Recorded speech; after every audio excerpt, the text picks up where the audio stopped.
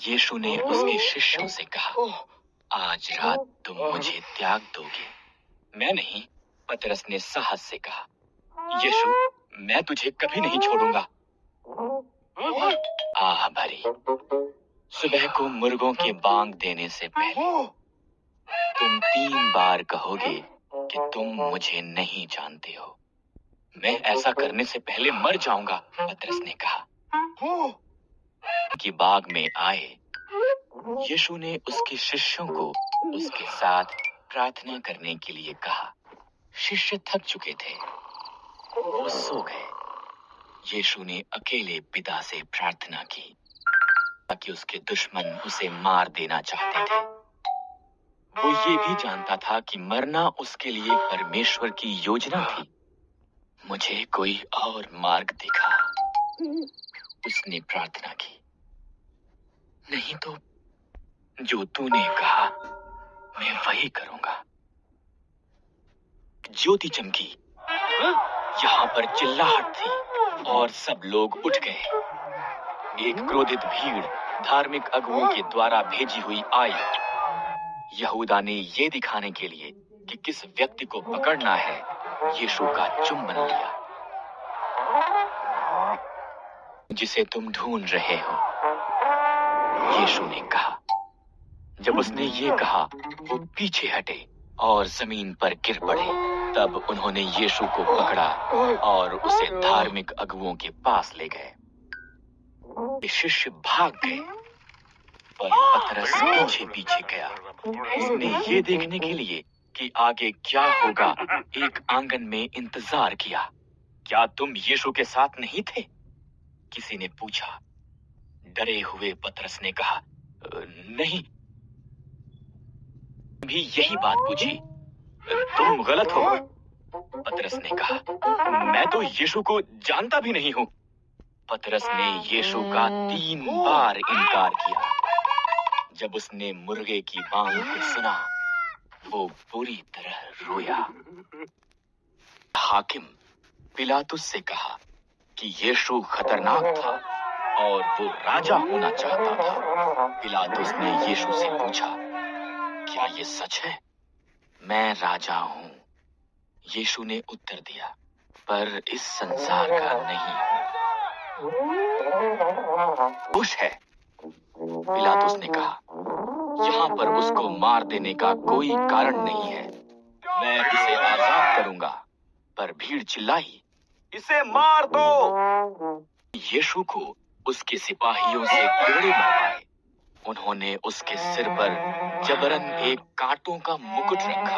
उन्होंने उसकी पीठ पर एक लकड़ी की सलीब रखी और उसे एक पहाड़ी पर लेकर गए। पहाड़ी पर रोमी सिपाहियों ने यीशु को उसके हाथ और पांव सलीब पर रखकर कीले ठोंक दिए। तब उसे ऊंचा टांग दिया गया। यीशु यहाँ पर 2 अपराधियों के बीच में लटका था। आकाश अंधेरा हो गया। यीशु के मित्र रोए।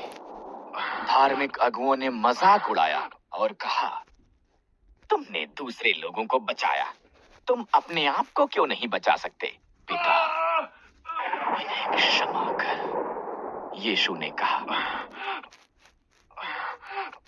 मृत्यु का समय आया। उसने उसकी आंखें बंद की और कहा, ये समाप्त हुआ। उसने उसके महान प्रेम के कारण वो कर दिया जिसके लिए वो आया था। में से एक यूसुफ नाम के मनुष्य ने यीशु के मृत शरीर को एक नई कब्र में रखा।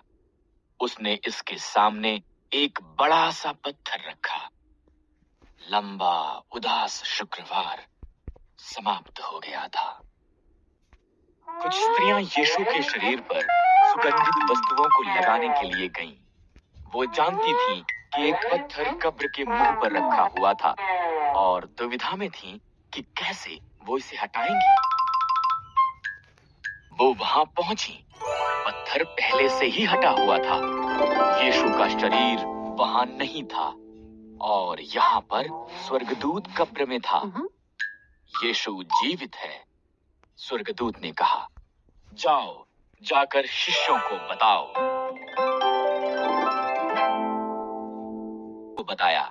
पतरस और यूहन्ना स्वयं देखने के लिए यीशु की कब्र पर गए। उन्हें वहां केवल यीशु के दफनाए जाने वाले कपड़े दिखे। वो उलझन में घर वापस लौटे। शिष्य एक कमरे में इकट्ठा हुए। वो जो भी हुआ था उसके बारे में बात कर रहे थे। तब यीशु उन पर प्रकट हुआ। वो भयभीत हो गए। उन्होंने सोचा कि वो एक भूत था। करो, यीशु ने कहा, मेरे हाथों और पांवों को देखो, ये मैं हूं। मुझे छुओ, आगे बढ़ो। तुम एक भूत को छू भी नहीं सकते और भूत खाते भी नहीं, पर मुझे तो सचमुच भूख लगी है। उसने कुछ मछली खाई। तब उसने उन्हें सिखाया, वचन साफ कहता है। उसने कहा, मसीह को दुख उठाना और मर जाना और फिर तीसरे दिन मुर्दों से जीवित होना था। देखा है, वो संसार को बताओ। प्रत्येक ये जानते हैं कि उनके पाप क्षमा हो सकते हैं अगर वो परमेश्वर की तरफ मुड़ते हैं। ये जो मैंने किया उसके कारण ये सब संभव है। में वापस जाने का समय था। वो उसके शिष्यों को यरूशलेम के निकट एक पहाड़ी पर लेकर गया। मैं चाहता हूँ कि तुम अब ये करो, उसने कहा।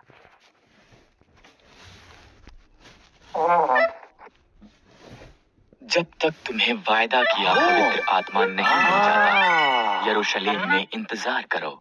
फिर हर किसी को मेरे बारे में बताओ। यरूशलेम से यहूदिया और सामरिया और तब संसार की छोर तक जाओ।